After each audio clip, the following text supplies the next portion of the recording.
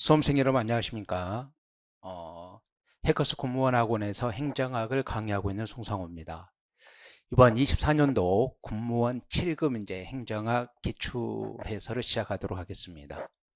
이번에 7급 행정학은 우리가 예전과 달리 일명 우리가 흔히 말하는 킬러 문제는 없었어요.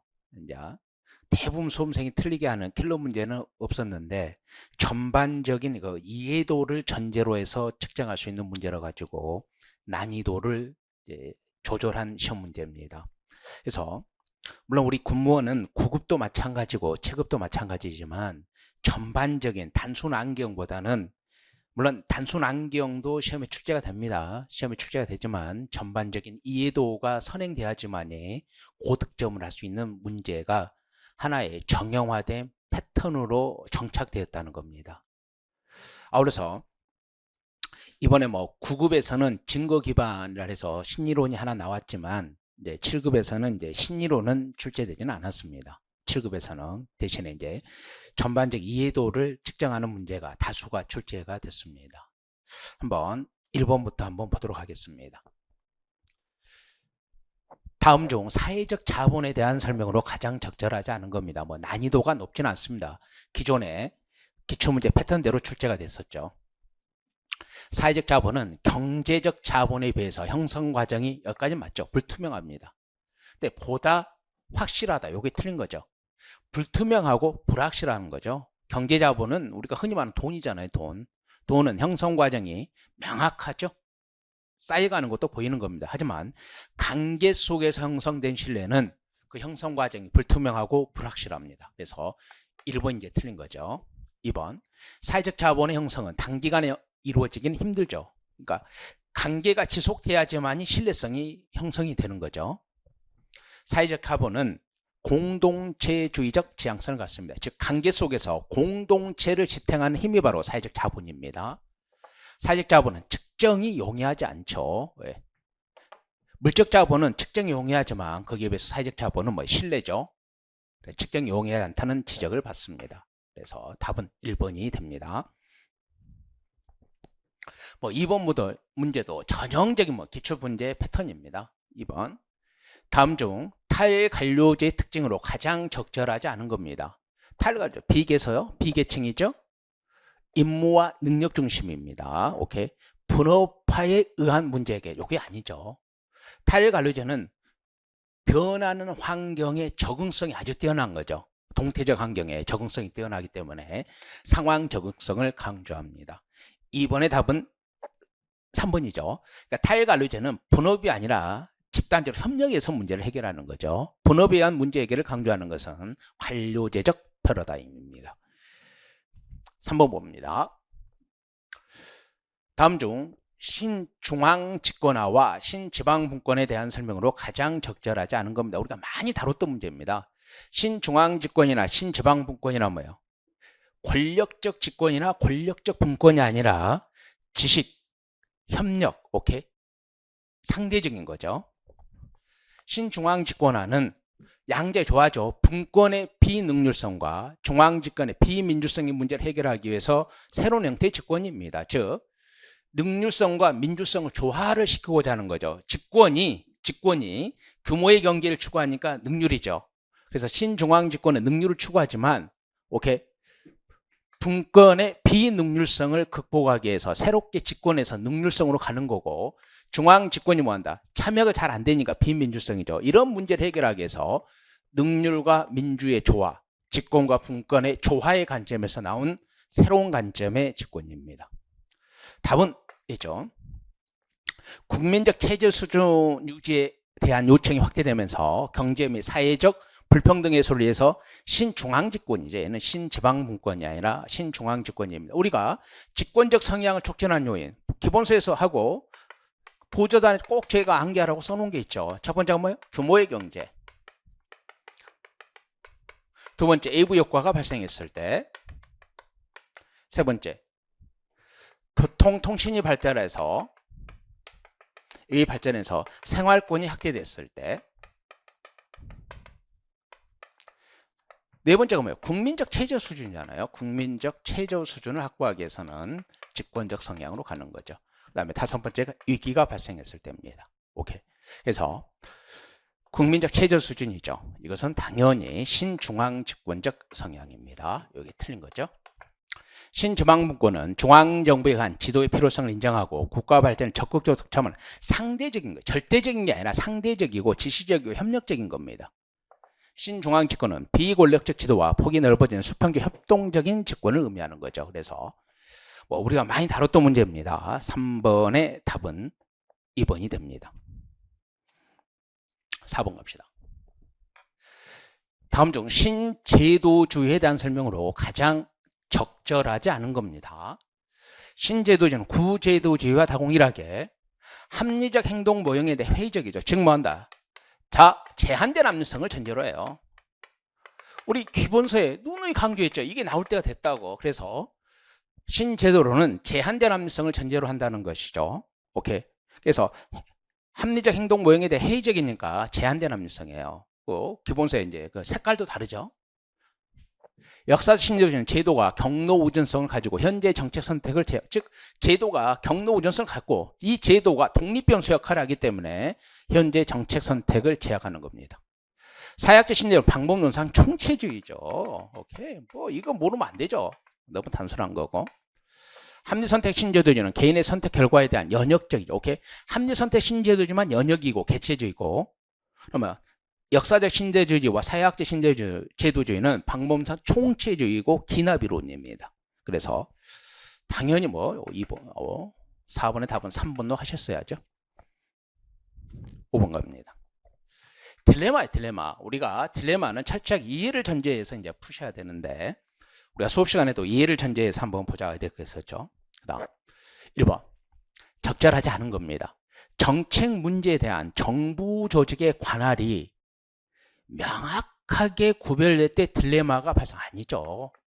정부 조직의 관할이 명확하게 구별되는 게 아니라 정부 정책의 관할이 명확하게 뭐한다? 구별되는 게 아니라 어떻게 돼야 된다? 중첩절 때 딜레마가 증폭돼요. 다시 한번 정부 정책의 정책 문제에 대한 조직의 관할이 명확하게 구별될 때 딜레마가 증폭되는 게 아니라 언제? 중첩될 때 그러는 겁니다. 2번 딜레마는 상호 갈등적인 대안들이 구체적이고 명료할 때 발생하는 겁니다. 오케이? 상호 갈등적인데 대안들이 추상적이고 그러지면 뭐 어떻게 절충이라도 되는데 이건 아니잖아요. 구체적이고 명료할 때 뭐가? 대안들이 구체적이고 명료할 때는 절충이 안 돼요. 그래서 딜레마가 발생하는 겁니다. 딜레마 상황에서 집단들의 내부 응집력은 강해야죠. 집단과 집단이 딜레마에 딱 했을 때는 내부 응집력이 강해야지 이게 폭발하는 거거든요. 그 다음 약하다 했으니까 틀린 거죠. 정책 딜레마는 갈등 집단 간의 권력이 불균형이면요 폭종을 해요. 권력이 대등할수록 딜레마가 증폭하는 거죠. 그래서 옳은 것은 이제 2번밖에 없죠. 해설에 딜레마 증폭 요인 이렇게 제가 해설 달아놨기 때문에 한번 꼭 좀 참고를 하시고. 오케이. 이 문제에서 여러분들이 이제 좀 틀린 수험생들이 있는데 이건 이해도를 전제로 하는 거. 우리가 딜레마의 이제 요건도 이제 우리가 수업 시간에 배우면서 이 요건들을 이해를 통해서 풀으라고 그랬는데 역시 이건 이해를 전제로 한 겁니다. 그래서 5번의 답은 2번이 되고 6번 갑시다.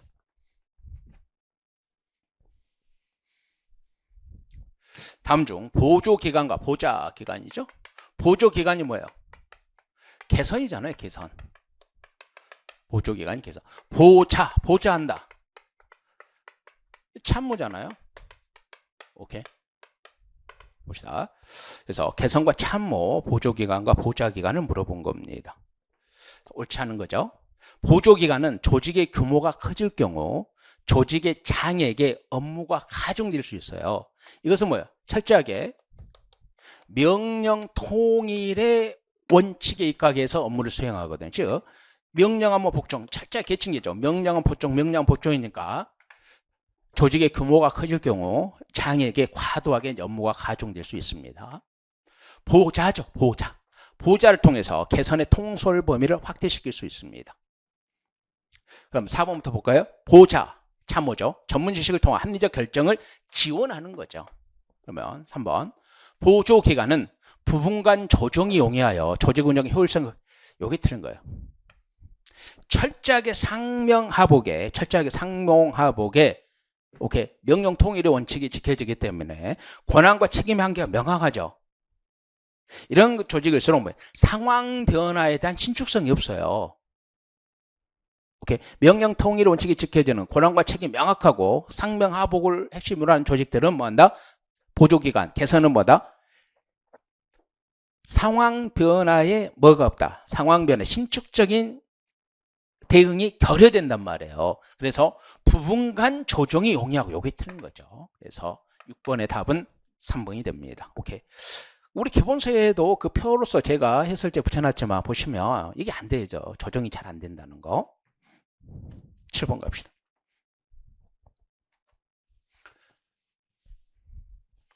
다음 중 신공공 서비스론에 대한 설명으로 가장 적절하지 않은 겁니다. 신공공 서비스론이죠. 무엇과 비교한다? 신공공관리론과 비교하죠. 고기관이 시민에게 봉사하죠. 행정이 가치 갈등 상황에 직면하게 되면 시민 참여와 토론을 통하여 결정할, 즉 뭐예요? 담론이잖아요. 신공공 서비스론은 공익을 어떻게 결정한다? 담론의 공유 가치에 대한 담론의 결과가 공익이기 때문에 담론이 뭐예요? 참여를 통한 토론이니까. 맞죠? 다양한 단체와 조직의 이익을 조정하는 정부의 역할을 가소평가한다는 비판을 받습니다. 즉 신공공 서비스는 담론을 통해서 하기 때문에, 구성원들이 담론을 통해서 하기 때문에 정부의 역할을 가소평가한다는 이제 비판을 받죠. 그다음 민주적 목표 성취를 해서, 여기 틀린 거죠. 우리 기본서에 그대로 낸 거예요. 한계에서 그대로, 한계 나와 있는 지문 그대로. 더구나 이 지문이 중요하기 때문에 뭐한다? 파란색으로 되어 있어요. 그러면 이 신공공 서비스는 무엇을, 공익을 무엇을? 공유가치 담론의 결과를 보죠. 그러니까 담론에서 공익을 정했어요. 근데 이걸 담론이란 단어가 들어간 건 항상 뭐예요? 처방성이 부족해요. 그래서 수단적 기술적 전문성이 경시된다, 과소평가한다는 이제 비판을 받는 겁니다. 그래서 7번의 답은 4번이 되는 거죠. 8번. 정책 결정 모형에 대한 설명으로 가장 적절하지 않은 겁니다. 애존이죠. 혼합주사 모형은 집단이 아니라 개인이야, 개인. 해설제는 했지만 우리 정책 결정 모형 막 들어가면 개인 차원의 의사결정 모형과 집단 차원, 조직 차원의 의사결정 모형은 표로 정리되어 있잖아요. 합리 모형, 만족 모형, 점증 모형, 혼합 모형, 이게 뭐예요? 개인 차원이란 말이에요. 이게 답이 나왔단 말이에요. 점증 모형은 수단에 의해서 목표가 수정될 수 있다고 보는 겁니다. 자, 합리 모형은 뭐예요? 얘는 목표 수단 분석을 해요. 목표 수단 분석. 목표가 주어지고 나서 수단을 최적화시키는 거죠. 목표 수단 분석인데, 그러면 점증 모형은 목표 수단 분석을 안 해요. 목표 수단 분석, 목표를 주어진 것으로 보고 수단을 택하는 목표 수단 분석은 합리 모형만 한단 말이에요. 그럼 점증 모형은 목표와 수단의 연쇄 관계예요. 이 말은 수단에 의해서도 목표가 바뀐단 말이에요. 수단에 의해서도 목표가 바뀐다. 다른 말로 하면 목표는 주어진 것이 아니에요. 그래서 수정될 수 있습니다. 만족 모형은 보수 이론이잖아요. 그래서 공무원의 보수주와 책임 회피를 심화시킬 수 있습니다. 최적 모형은 지속적인 한류를 통하여 정책 결정 능력의 계속적인 고양이죠. 그러니까 최적 모형은 뭐예요? 피드백을 확장하잖아요. 집행평가까지 피드백을 전부 다 확장을 통해서, 피드백이 한류죠. 지속적인 피드백, 지속적인 한류를 통하여 정책 결정 능력의 계속적인 고양을 합니다. 오케이. 그래서 8번의 답은 1번이에요. 여기서까지 여러분들이 문제를 보면서 하는 것은 뭐냐면, 항상 제가 누누이 수업 시간에도 말하는 것지만 군무원 시험은 그 특징이 있단 말이에요. 신이론이 나오든가 전반적 이해도를 전제로 하는 거지 한두 개 단순히 암기해서 풀 수 있는 문제가 아니란 말이에요. 8번의 문제도 그래요. 물론 기본서에 전부 다 정리가 돼 있는 내용이지만 뭔가가 좀 이해를 했으면 훨씬 더 빨리 풀 수 있었던 문제인 거죠. 그 다음 9번 보면, 다음 중 이거는 법조문 그대로니까, 다음 중 정부 업무평가에 대한 설명으로 가장 적절하지 않은 겁니다. 정부 업무평가위원회 위원장은 2명을 포함한 15인 이내 위원으로 구성됩니다. 민간위원회 임기는 2년입니다. 정보업무평가위원회 회의는 최저위원 3분의 2 이상의 출석으로 개의하고 출석위원 과반수가 아닙니다. 이게 이제 틀린 건데 그럼 어떻게 된다? 최저위원 과반수의 출석으로 개의하고 출석위원 과반수의 찬성으로 의결합니다. 3분의 2가 아니라 과반수의 출석으로 개의하고 출석위원 과반수 찬성으로 하는 거죠. 중앙행정기관과 지방자치장은 그 소속기관의 정책 등을 포함하여 자체평가를 실시해야 되죠. 기획재정부 장관은 평가 결과를 중앙행정기관의 다음 연도 예산 편성에 반영해야 됩니다. 오케이. 그러니까 이 9번의 문제도 기존의 이 정부업무평가법에서 냈던 것보다는 약간 더 깊게 냈어요. 약간 더 깊게. 그래서 이것도 여러분들이 이제 공부를 심도 있게 하지 않은 분들은 좀 틀릴 수 있죠. 틀릴 수 있는데 이 정도 문제는 좀 여러분들이 그러니까 기존에 이제 기출문제 지문들이고 그러는데 오케이. 요거죠. 제적 과반수 출석으로 개의하고 오케이. 출석의원 과반수를 찬성으로 이제 의결을 합니다. 9번의 답은 이제 2번이고 10번. 이건 좀 안타까웠어요. 대표 관리점 다양성 관리로서 좀 어렵게 냈어야 되는데 너무 좀 쉽게 내줬죠. 다음 중 대표 관료제에 대한 설명으로 가장 적절하지 않은 겁니다. 사회 인적 구성을 잘 반영하도록 함으로써 관료제의 민주적 가치, 오케이? 사회의 인적 구성 비율을 관료의 인적 구성 비율로 일치시키는 거죠. 이게 이제 소극적 대표고, 그럼 이들이 자신의 출신 계층의 이익을 위해서 일하죠. 이게 이제 적극적 대표죠. 그래서 사회 인구 구성을 관료가 대표하기 때문에 이게 이제 민주적. 정부 정책의 관료들의 책임성, 즉 뭐다? 자신의 출신 계층의 이익을 위한 책임성을 제고시키는 거죠. 공적 전문성과 생산성 제고로 능력과 업적에 따른 인사 관리를 강조하는 실적주의가 잘 아니잖아요. 여기 틀린 거죠. 역관주의의 한계를 극복하기 위해서 나온 게 실적주의고 실적주의의 한계를 극복하기 위해서 나온 게 적극적 인사행정이죠. 그 적극적 인사행정의 대표적인 게 대표관료제예요. 그러니까 대표관료제는 실적주의와 충돌할 수 있는 거죠. 4번 대표 집단의 이기주의 현상이 우려됩니다. 즉 대표관료제는 집단별로 할당을 해죠. 그래서 이 대표관료제는 어떤 문제가 발생해요? 역차별의 문제가 발생할 수 있어요. 역차별의 문제가 발생할 수 있기 때문에 집단의 이기주의 현상이 우려될 수도 있습니다. 이건 너무나도 쉽게 답은 굉장히 쉽게 준 거죠. 10번의 답은 3번입니다. 11번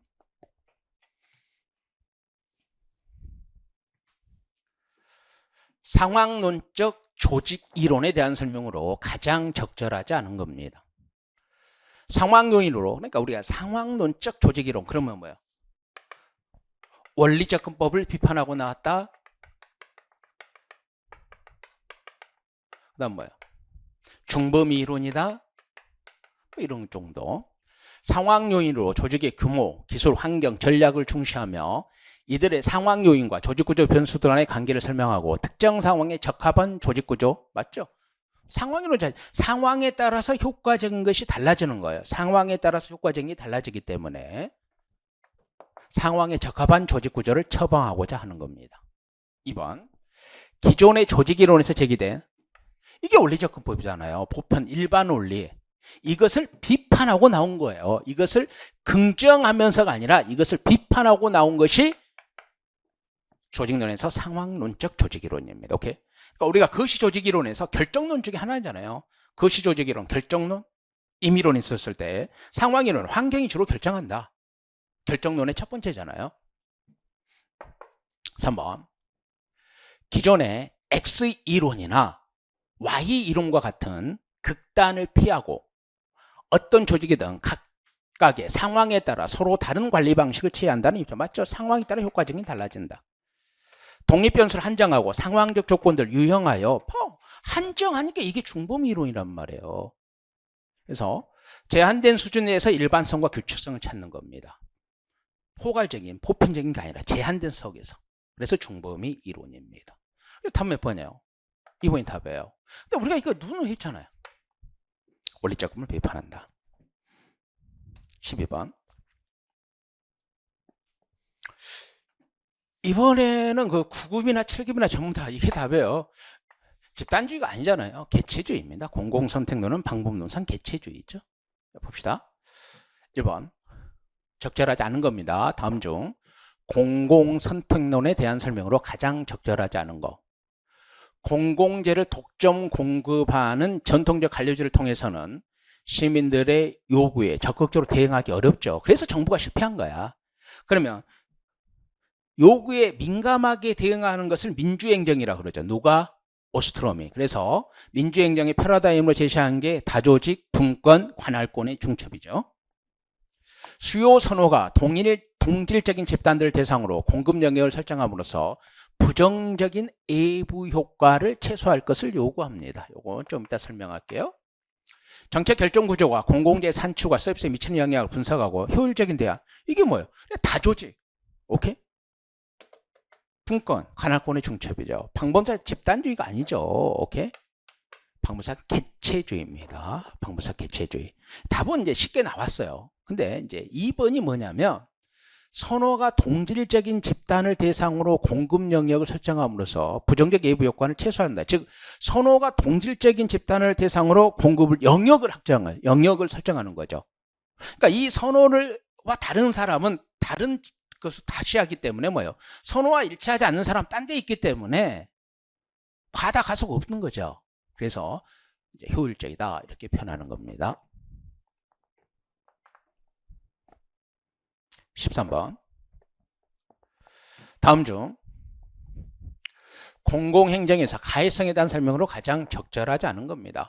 법원의 3심제 일종은 가해적 현상의 방향이죠. 우리 기본서에 뭐예요? 3심제 권력 분립 쭉 있죠. 이게 이제 사회과학에서 말하는 가해성 영역이다. 가해성 행정의 경제성과 능률성 과정에 충분한 근거를 아니죠. 여러분 너무나도 알잖아요. 가해성은 능률성과 충돌해요. 왜? 가해성 여분을 하나 더 갖기 때문에 비용이 더 들어요. 중요한 것을 여분을 하나 더 갖기 때문에 비용이 더 들죠. 그러니까 충돌되는 거죠. 다양한 정책 대안들이 요구되는 것도 가해성의 개념으로 설명할 수 있습니다. 오케이, 여분 하나 더 갖는 거죠. 가해성 행정체제 운영의 안정성을 확보하고 신뢰성을 높여준 왜?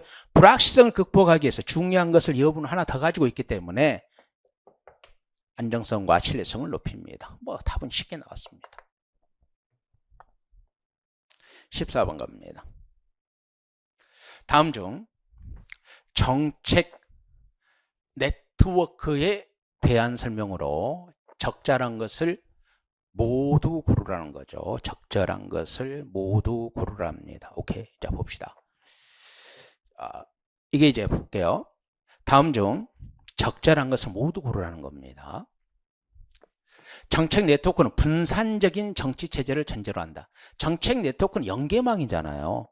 정책 네트워크는 연계망입니다. 그래서 정책 과정 또는 정치 과정에 참여하는 행동 주체들 사이에 연계망을 통한 연계작용에 관심을 갖는 거죠. 그래서 이들 체제는 뭐예요? 분산적이고 분권적인 정치 체제를 전제로 하는 거예요. 분산적이고 왜? 연계망 사이에 연계작용이 증가. 명령을 복종하는 게 아니라 그래서 정책 네트워크는 분산적인 분권적인 정치 체제를 전제로 합니다. 그다음 하위 정부 모형이죠. 철의 상과학입니다. 경계가 모호하고 개방성 이건 이슈 네트워크죠. 이슈 네트워크 정책 문제망 이슈 네트워크죠. 이슈 네트워크 모형에서는 참여자 간의 안정성이 높다. 아니죠. 참여자 간에 가장 안정성이 없는 게 이슈 네트워크예요. 가장 안정성이 강한 게 하위 정부 모형이고 중간이 정책 공동체고 가장 참여자 간의 안정성이 없는 것이 이제 이슈 네트워크입니다. 정책 공동체 모형에서는 참여자 간의 권력이 균형을 이루지 못 아니죠. 정책 공동체는 조직 내 전문가, 조직 외 전문가니까 전문적 권력이라는 측면에서 전문성도 권력입니다. 전문성이라는 측면에서 균형을 달성하죠. 참여자 간의 권력이 불균형적으로 존재하는 것은 뭐 이슈 네트워크죠. 이슈 네트워크. 그래서 이루지 못한다 해서 틀린 거죠. 그래서 옳은 것은 기억밖에 없어요. 그래, 기억밖에 없죠. 그래서 14번은 1번 기억만 옳은 겁니다. 정답은 1번이죠. 15번 갑시다. 뭐 이것은 유기적 구조와 기계적 구조인데 구급과 거의 똑같은 형태로 출제가 됐어요. 유기적 구조에 대한 설명으로 가장 적절하지 않은 겁니다. 권한과 책임이 분산되어 필요에 따라 쌍방향의 상호작용 관계를 하죠. 오케이. 유기적 구조, 탈관료, 전형적인 탈관료제이기 때문에 일방향이 아니라 쌍방향적 상호작용을 합니다. 권한과 책임 분산되어 있죠. 분권화되어 있고. 조직 환경이 안정적인 상황에서 현실적인 타당성이 인정받을 수 있다. 아니죠. 유기적 구조는 불안정하고 동태적인 환경에서 적응력이 뛰어난 거고, 상대적으로 안정한 환경에서 적용되는 것은 뭐다? 기계적 구조입니다. 오케이? 이거 구급하고 똑같아요. 이거 안정적인 환경은 기계적 구조죠. 의사소통이 상향식이고 수평적이고 부서 간 구별이 뭐하고 업무가 중복될 수도 있습니다. 왜? 권한과 책임이 명확하지 않기 때문에. 환경 변화에 탄력적으로 적응해서 조직의 생존에 필요한 에너지를 유지하는 능력이 있습니다. 변화에 대한 탄력적 적응성이 있습니다. 맞죠? 안정적인 상황, 안정적인 환경이 안정적이다. 이건 말이 안 돼요. 유기적 구조는 뭐 동태적이고 불안정한 환경에 적응되는 거고, 안정적인 환경은 기계적 구조죠. 16번.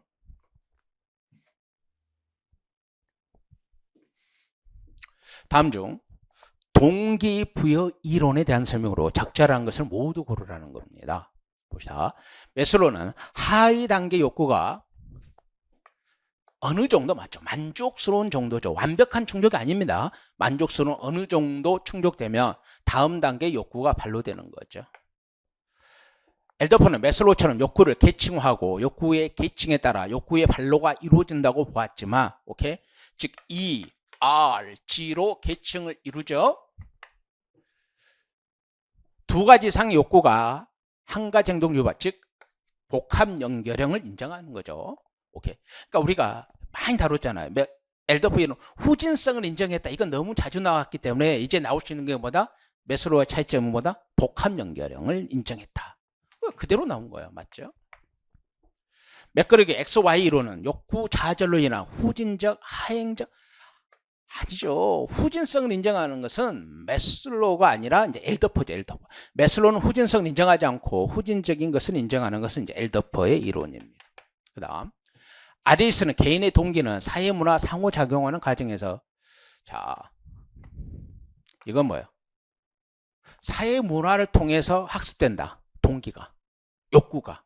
이건 맥클랜드의 성취동기 이론입니다. 맥클랜드의 성취동기 이론이죠. 얘는 후진성 인정한 것은 엘더퍼 ERG 이론이고, 얘는 맥클랜드의 성취동기 이론이죠. 그래서 두 개 틀렸고 기억 니은이 옳은 거죠. 그래서 16번의 답은 1번입니다.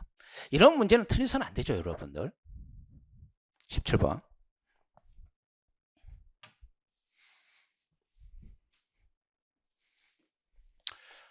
단지 우리나라 지방자치단체 사무에 대한 설명으로 가장 적절하지 않은 거.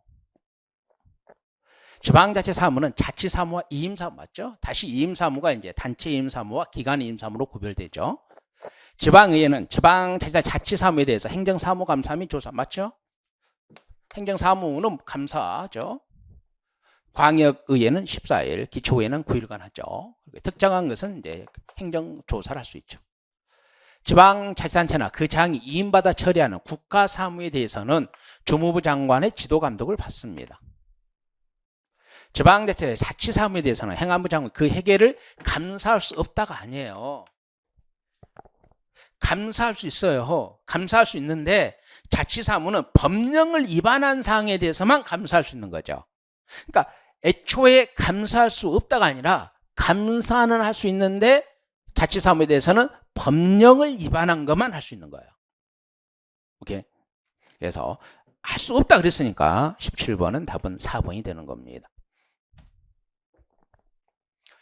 18번 봅시다. 많이 다뤘던 문제고, 다음 중 우리나라 공무원의 구별과 관련된 설명으로 가장 적절하지 않은 겁니다.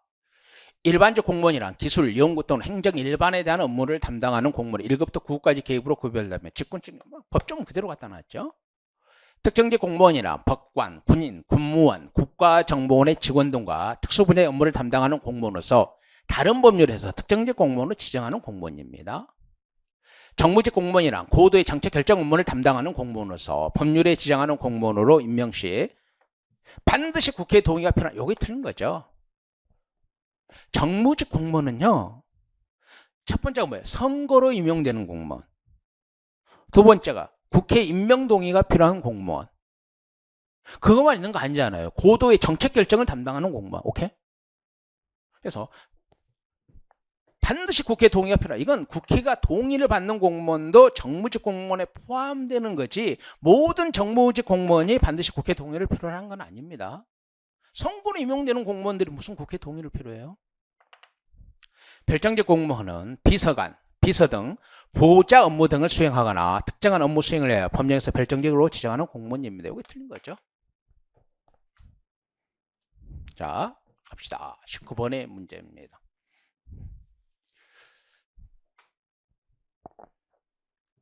대한민국 결산 절차에 대한 설명으로 가장 적절한 겁니다. 자, 봅시다. 결산 절차 뭐 수없이 이제 암기하라고 했었죠. 1번. 국가회계법에 따라 각 중앙간서장은 회계연도마다 일반회계, 특별회계 및 기금을 통합한 중앙간서 결산보고서를 작성하여 국무총리에게 제출하고 국무총리는 중앙간서 결산보고서를 통합하여 국가의 결산보고서를 작성하여 국무의 심의를 거쳐 대통령의 승인을 받는다. 이거 맞아요. 국가재정법에 국가회계법에 따라 이건 뭐예요? 국가회계법이 뭐예요? 발생주의 복식부기로 작성하게끔 되어 있으니까 요거 이제 작성하죠. 누구한테? 기재부 장관에게 제출하죠. 기재부 장관에게. 오케이? 기획재정부 장관에게 제출하고 기재부 장관은 국가의 결산보고서 국무의 심의와 대통령의 승인을 받는 거죠. 오케이? 여기 틀린 거죠. 오케이. 국무총리에게 제출하는 거 아닙니다. 기획재정부 장관에게 제출하고 기획재정부 장관은 중앙간사 결산보고서를 이제 이렇게 돼야죠. 국무총리가 기재부로 바뀌어야죠. 2번. 국가재정법에 따라 국무총리는 대통령의 승인을 받은 국가결산보고서를 감사원에 제출하고 감사원은 결산보고서에 대한 요거 봐봐. 국무총리가 아니라 기재부 장관이고 자 감사원에 제출하죠. 그럼 감사원은 재심의를 수행하는 게 아니라 감사원은 결산을 확인하죠. 즉 회계검토를 하는 거예요. 결산을 승인이 아니야. 결산의 승인은 국회만이 하는 거잖아요. 결산을 확인하는 회계검사를 하는 겁니다. 뭐 재심의가 아니죠. 재심의가 아닌데 이거 뭐 국가결산보고서에 대해 감사위원회 의결을 거쳐 확정 후 감사원장이 국회 소관상임에 제출하는 게 아니라 감사원장이 제출하는 게 아니라 정부가 국회로 5월 31일까지 제출해요. 정부가. 국회는 국가결산보고서를 소관상임위원회와 예산결산특별위원회를 거쳐 본회의에서 심의 의결을 통해 최종 판단합니다. 결산의 심사 결과 위법하거나 부당한 사항이 있는 경우 본회의 의결 후 정부 또는 해당 기관의 변상 및 징계 조치 등을 시정합니다. 오케이? 그렇죠? 옳은 건 4번밖에 없습니다. 여러분 꼭 좀 해설만 듣지 말고 해설지 한번 보세요. 해설지 한번 보시고 또 적중 문제 한번 보세요. 이 문제 우리가 그대로 푸는 거예요. 오른쪽 문제는. 그래서 이번에 7급 문제는 우리가 군무원 전반에서 이렇게 커리를 제대로 이수한 수험생들은 쉽게 좀 접근할 수 있었어야 돼요. 20번. 다음 중 작지만 효율적인 정부에 대한 설명으로 가장 적절하지 않은 겁니다. 큰 정부에서 반발하고 규모와 역할을 축소하는 외형적인 아니에요. 그러니까 그러니까 축소하는 예형적인 것만 아니라 권력을 지나치게 강하게 행사하는 것도 좀 작은 정부에서는 줄이는 거죠. 그리고 이런 규모와 역할을 축소하는 예형적인 측면에만 있는 게 아니라 우리가 작지만 효율적인 정부잖아요. 그러니까 작지만 강한 행정부예요. 그러니까 해야 된 영역에서는 강한 행정부죠. 그래서 예형적인 측면에 초점을 두는 게 아니고 다면적인 게 있어요. 절대적인 것보다는 상대적인 표현입니다.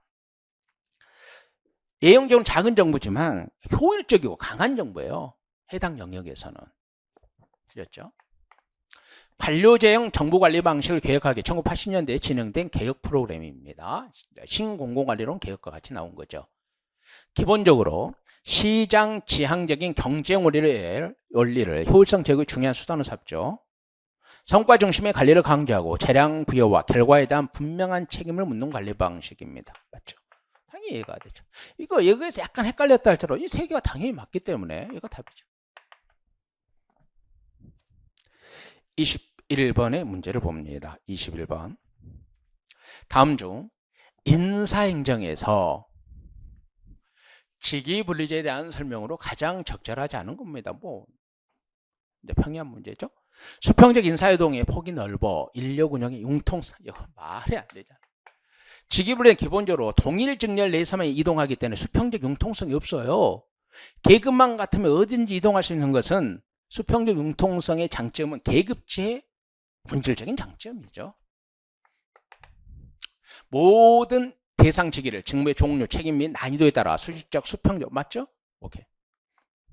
미국에서 발달한 제도로 인사행정 과학적 관리법이 강조되면서, 즉 직위분리제는 이제 미국의 제도죠. 계급제가 이제 유럽 대륙의 제도라 그러면 이 직위분리제에 영향을 미친 게 바로 과학적 관리론이에요. 우리가 많이 다뤘던 거고, 같은 직급이나 직무 등급에 속하는 직위에 대해 같거나 유사한 보수가 즉 뭐 동일 직무, 동일 보수, 동일 직무, 동일 보수입니다. 오케이.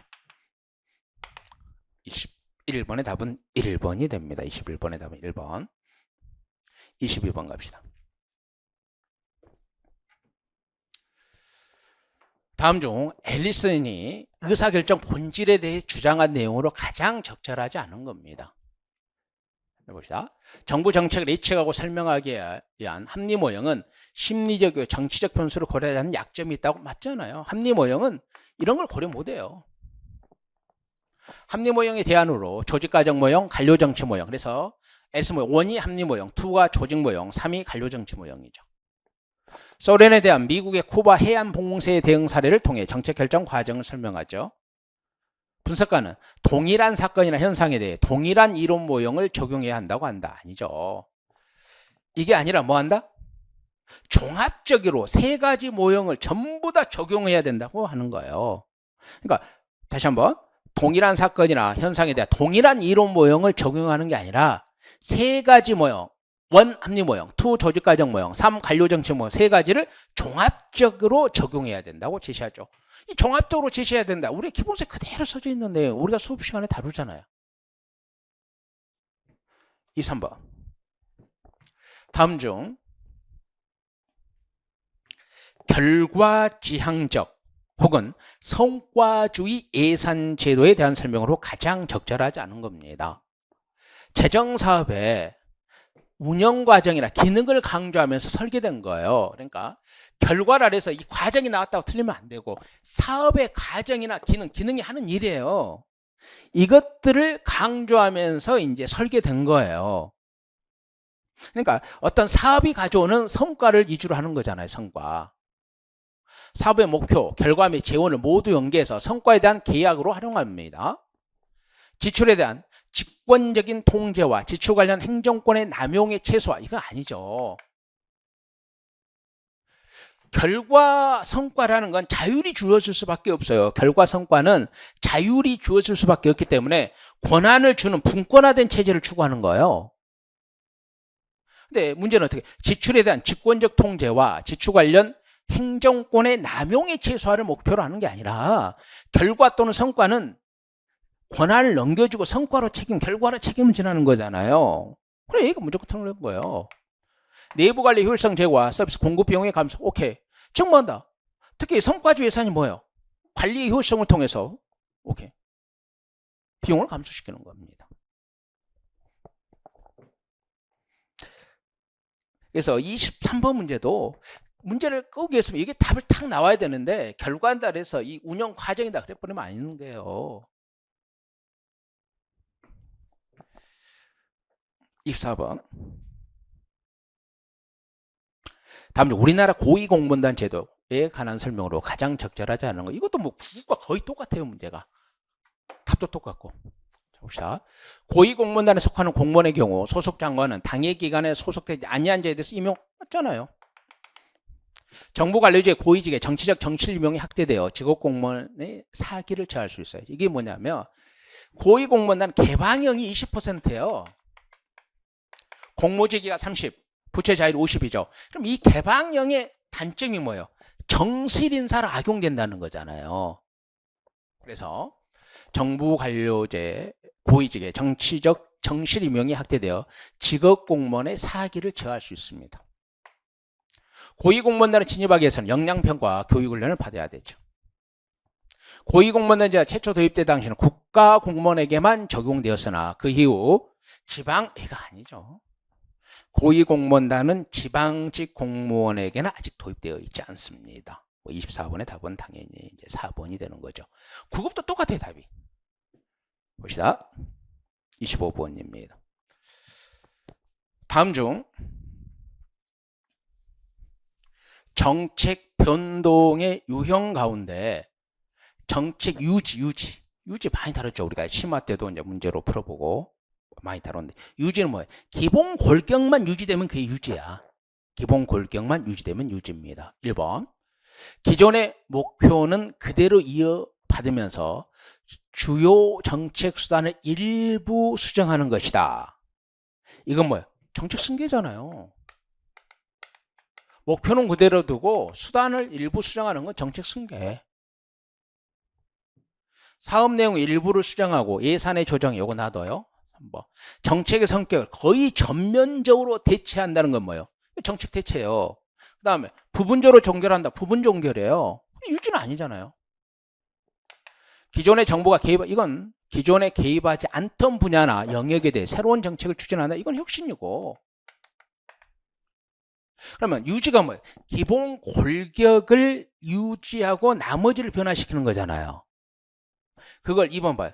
사업의 내용 일부를 수정하고 예산의 조정에 집행 절차를 조금만 변형시키는 거예요. 그럼 조금만 변형시킨다는 것은 뭐예요? 기본 골격은 유지한다는 거죠. 그래서 여기서 이것밖에 없어요. 그래서 이제 25번의 답은 2번이 됩니다. 이렇게 해서 7급에 이번에 출제된 25문제를 살펴봤는데 여러분들 한번 생각을 해봐요.